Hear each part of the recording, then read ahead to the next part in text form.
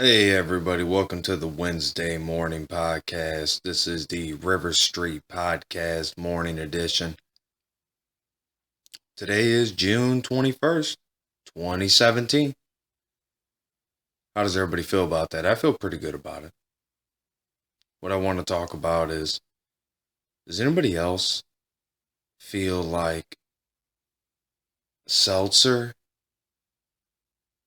is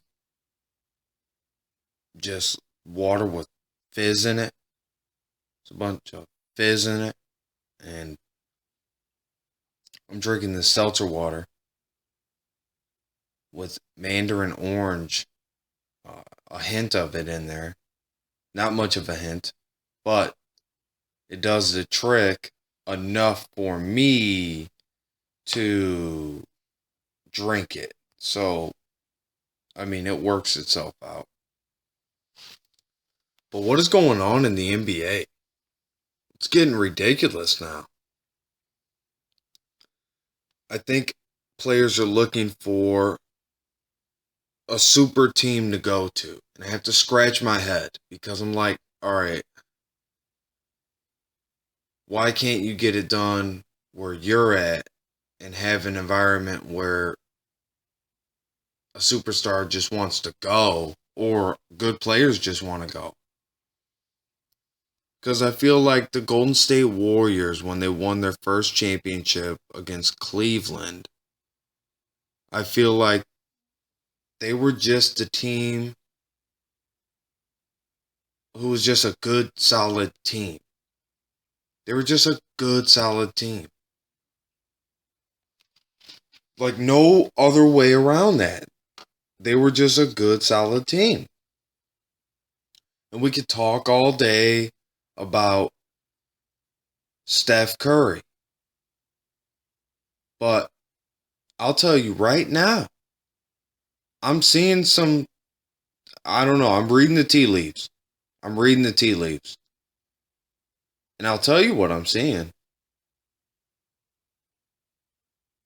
If Steph Curry wasn't with the Golden State Warriors, they would still make it to the Western Conference Finals. I think as long as they don't get surprised by playing a San Antonio Spurs team, who I don't think will be as high of a seed as they were this past year, because I feel like if Ginobili comes back, Parker there, those guys are going to sit a lot. It's going to force Kawhi to play a lot of minutes, and they're going to lose a lot more games because of it. And that's okay because come playoff times, those days in between the games benefit those veteran players more, in my opinion. Just the way the playoffs are laid out makes it fair. So I don't have a problem with how long the games take. I think at the beginning of the playoffs, it hits us pretty fast in the NBA, and then it kind of treads off. But it's a good experience either way. No matter what happens, it's a good experience in the NBA. No matter what. But I think a lot of times we get caught up in the super team. And we used to get caught up in the dynasty. And I don't want to get caught up in the super teams anymore. But unfortunately, that's what we have in front of us.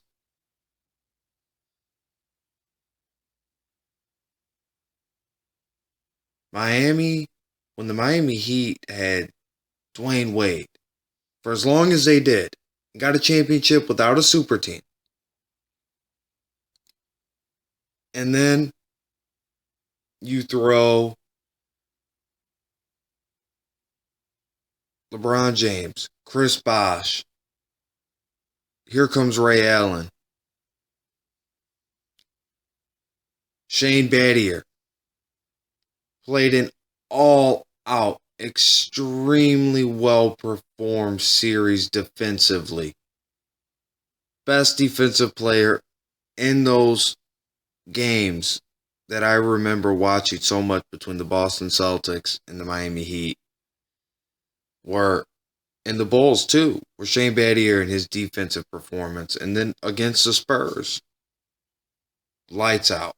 Lights out. Absolutely lights out. Udonis Haslem, one of the greatest players to ever play that position. The most underrated power forward, point forward, however you want to describe him. But he is a true testament of what a veteran is. Great guy. Great guy Udonis Haslem is. Very proud of the Miami Heat organization. Really like Pat Riley. I like the Miami Heat and their idea of getting younger, having what they're trying to do now is build a core. So not necessarily a big three or a big four, but a core from the start to the bench, more or less what the Spurs have, and a great team.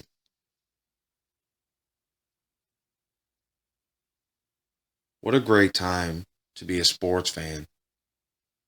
If you love baseball, this is the best time of the year for you. It has to be. If you're a baseball fan, this is the best time of the year for you. No questions asked.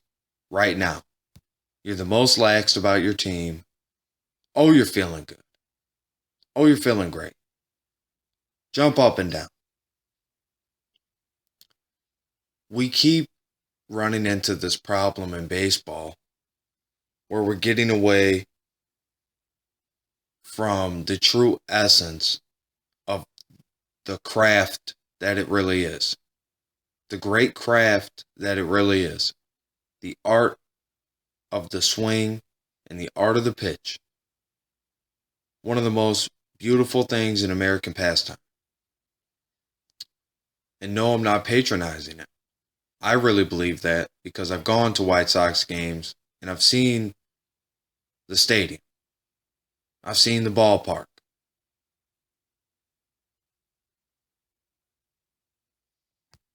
And these complexes are so nice and the food is so good. And it is a good time and I have a good experience there every time I've been. Same thing when I've gone to the United Center. It's a great experience. You have a good time there. Whether it was a Blackhawks game or a Bulls game, I've been there. So I don't want anybody questioning me on what team do I root for. I always root for the Bulls. But I like LeBron James. And just because you're from somewhere, there's no rule book or no code that says you have to root for that team because you're from that area. Because I'll tell you what, I wasn't born in the city of Chicago. So for me to like any of those teams is for me to deal with and for me to choose. So I don't want to hear it.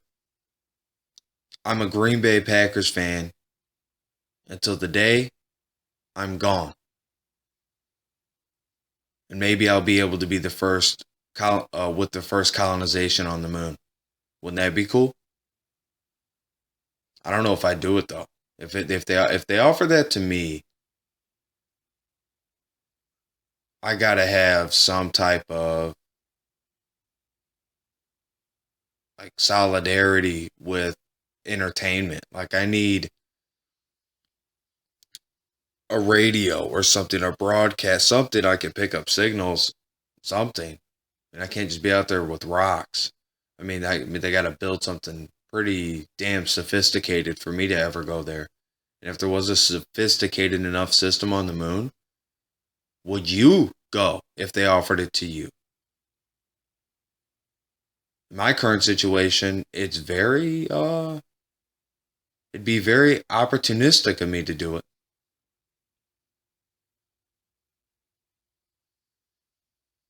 But I like where I'm at.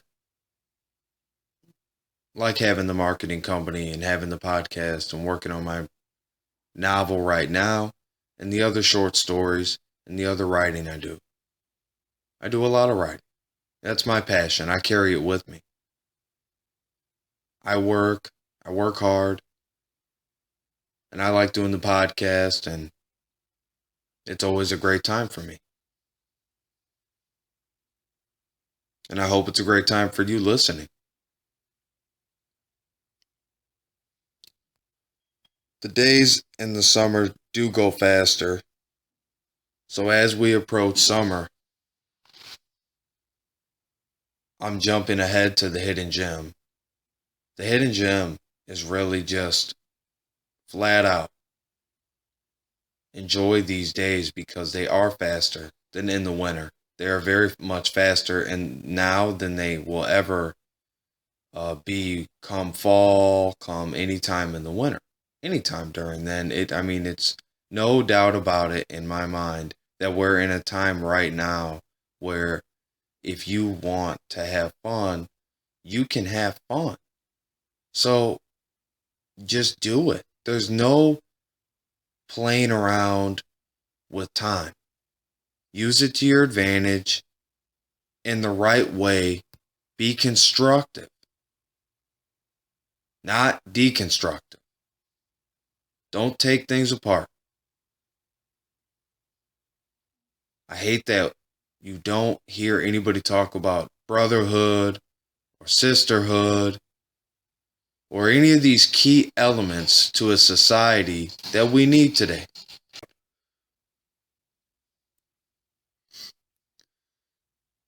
I just hate that we don't talk about it. Just hate that we don't talk about it anymore. I feel so many people are out of touch with reality. And everybody has their mindset on like the way they want to do things. And you have to have goals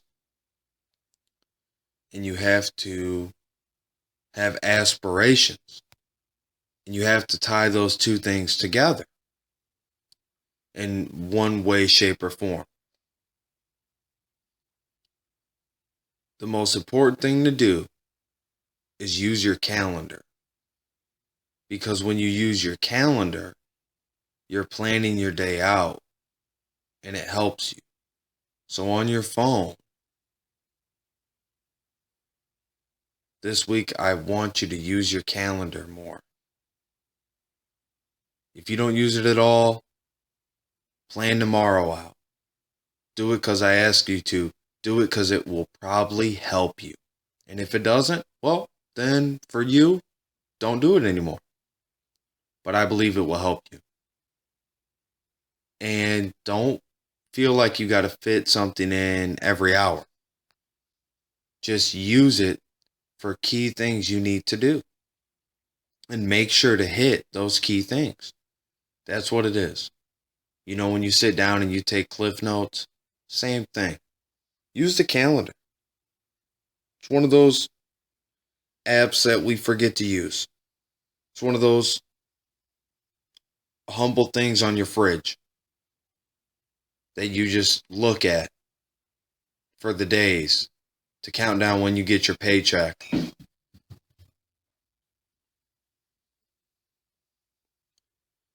But the best thing about this time of year is trying to figure out who is the best team in the MLB. Because there's some stiff competition this year. There's some really good competition in Major League Baseball this year. I'm very happy about that.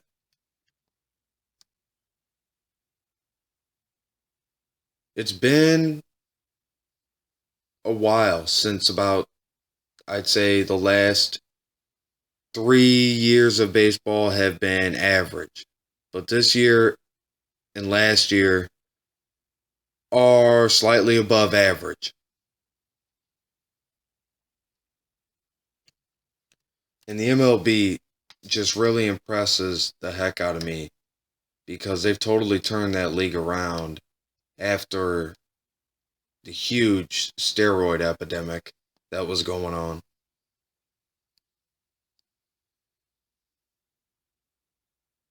And I just look at the 30 teams, and out of the 30 teams, I just want the White Sox to do so much more.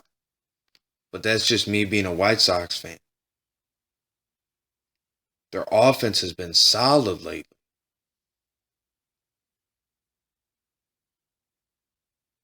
And Corey Seager hits 3 of the 5 Dodger home runs today in a 12-0 win over the Mets. And I thought the Mets were a really above average team in play on the field. You know, not just on paper, but in play on the field. To me, they are.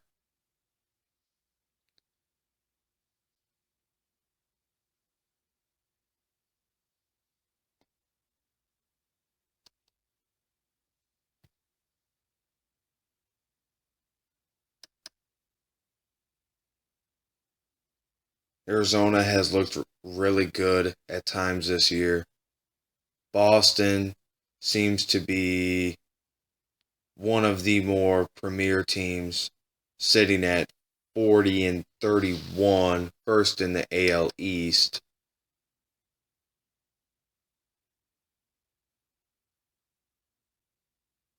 And their roster is stacked as far as hitters go.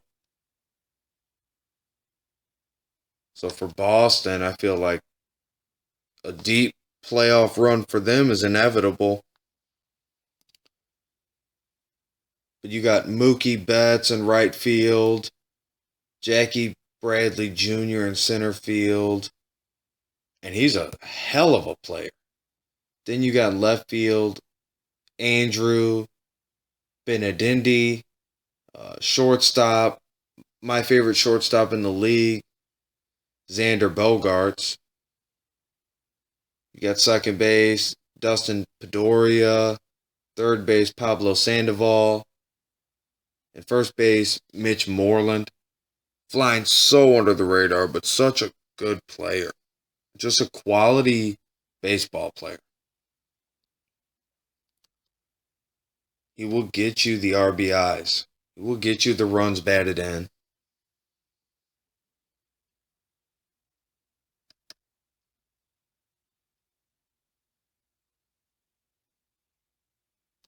John Farrell doing a great job.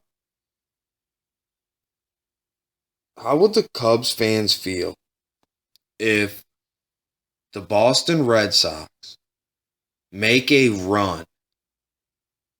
And right now I'm telling you that if the White Sox are out of it somehow, and I really hope they're not, but if they're out of it somehow, I am rooting for the Boston Red Sox.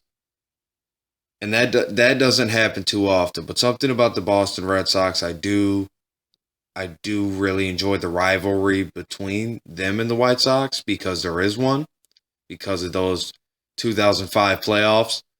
But at the end of the day,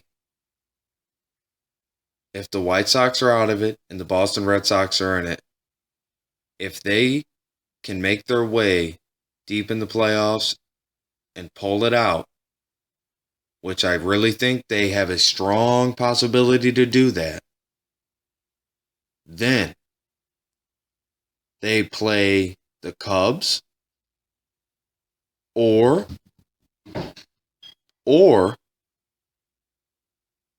whoever they beat, for that matter. If they win against whomever opponent should show up that day and throughout the series, then the Boston Red Sox would have, in a way, put that in Theo Epstein's face and saying, yes, you did it in the new era, but we did it without you. Yeah, you did it here, but we did it without you. And that is the new statement, the new logo for the Boston Red Sox, which I feel like if the Boston media is not talking about it, they should be talking about it. Because Theo Epstein is a big reason, besides the players, that they were even able to be competitive the time he was there. He was a big part of that. Not a small part by any means. He was a big part of that. That's why the Chicago Cubs sought after him so highly and held him in the highest regard and still do every step of the way. Because the Chicago Cubs, no matter what anybody says, are smelling dynasty. They want dynasty. They want to bring that city something, but more than anything, those young players have tasted the championship. They've tasted the feeling already. So now the nerves, boo, all the way down. All the way down. You're not feeling really much of anything. You're just going out there and playing your game. You've already been there, done that. So the White Sox have a strong core group of players in that ball club who are leaders, who stand out, and who are very respected in the community and held in high praise in the community, as well as on the field and off the field by representing the brand. And they have, any player should also remember, by representing the brand, that the platform they're on, they're representing their own brand. And that's the beautiful thing about capitalism. But I'll tell you what, I really enjoy. I strongly enjoy, more than anything,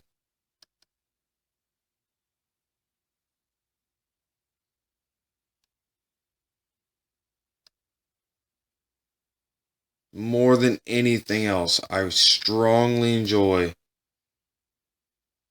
talking about politics. And this week,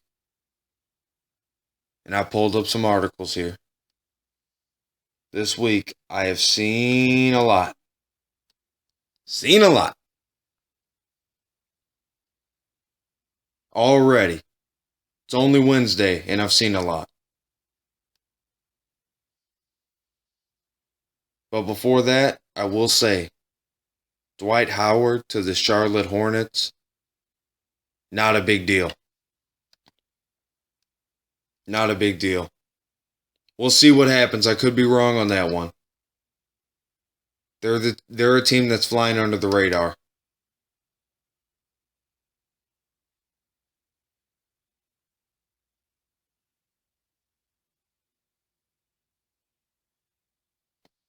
I think the most realist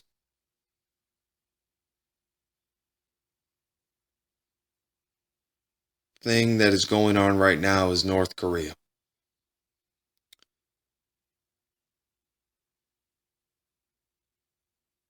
And it's a very touchy subject, because if you don't know the facts, then don't speak about it. President Donald Trump has done a great job speaking about it, and the actions that will be taken will be in the best interest of the country.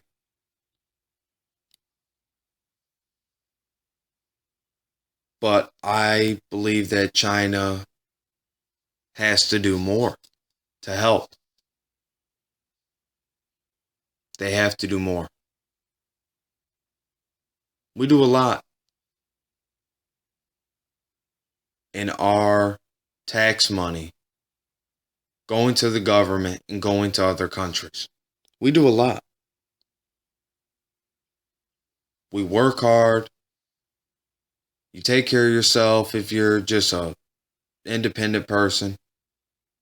And if you got a family, you take care of your family. But we do a lot. And if you don't take care of yourself, or you don't have a lot, or you're complaining about your situation, then how can you help anybody else?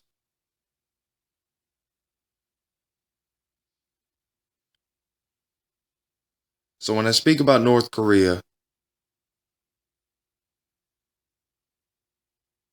my heart is in a really good place. Because I'll never condone war.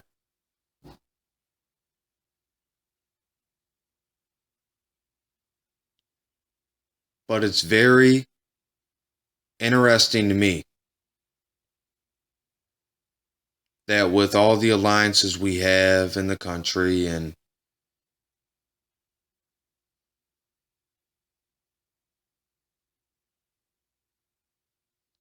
we rely on other countries to help with diplomatic relations. The biggest diplomatic relations too.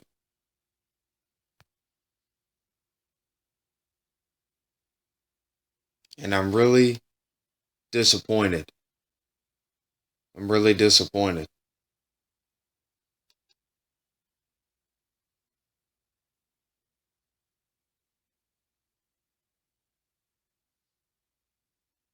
Nobody wants to see a war ever. And we don't want to see another war now.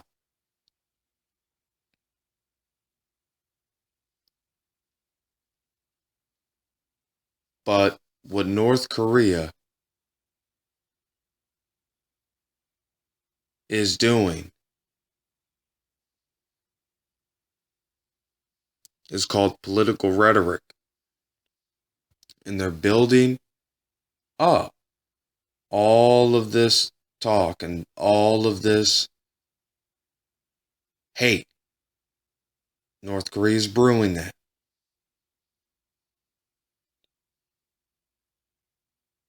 And they're very slick about it.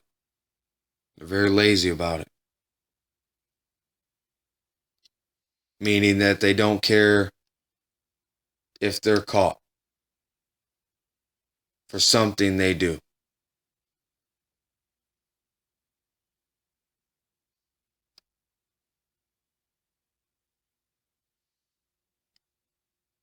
People want to live in a country where we can count on each other. And right now, we don't live in a country like that.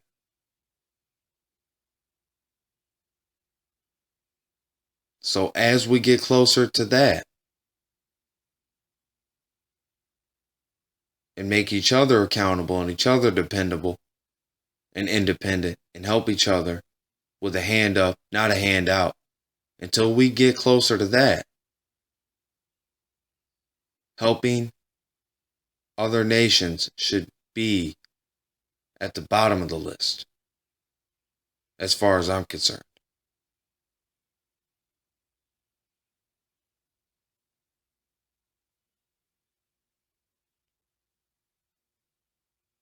North Korea is testing us.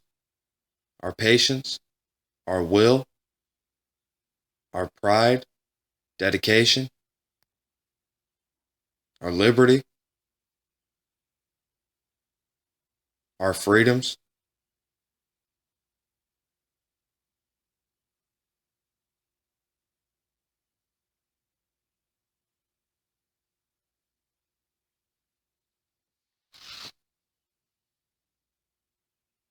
America will always be the best country. It'll always be the best country to live in. It'll always be the best country to raise a family. It'll always be the best country to have a job and work in. our country, America, all of our country,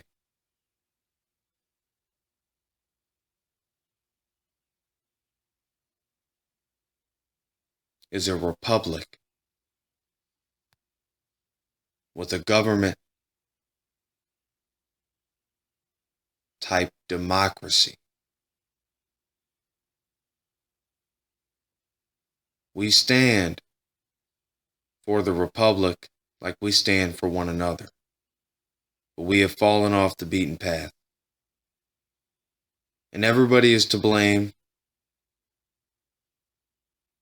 And once you point the blame,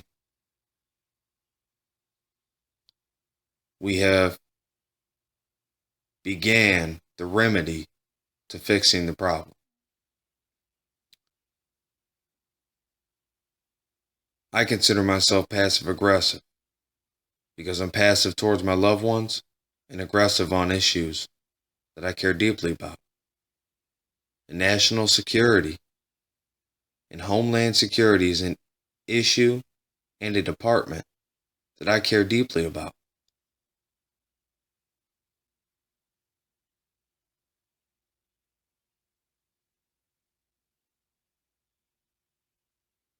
I said it before and I'll say it again. Whatever actions President Donald J. Trump takes on the matter of what has just transpired over the anger that grows upon Otto Warmbier's death, which has touched every patriot in this country. Rest in peace. God bless his soul. Dead too young.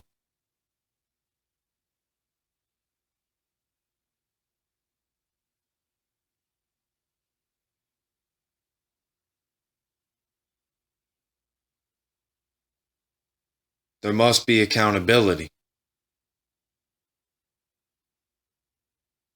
And whatever actions President Donald J. Trump takes will reflect the best interest of our country. First, foremost, and that is my final opinion. Everybody have a good night. Have a good start to your day. Get a good jog in. And remember, enjoy these days. They go by really fast. Faster than in the winter. And just like the hands of time, I'm turning it over to you. Goodbye, everyone.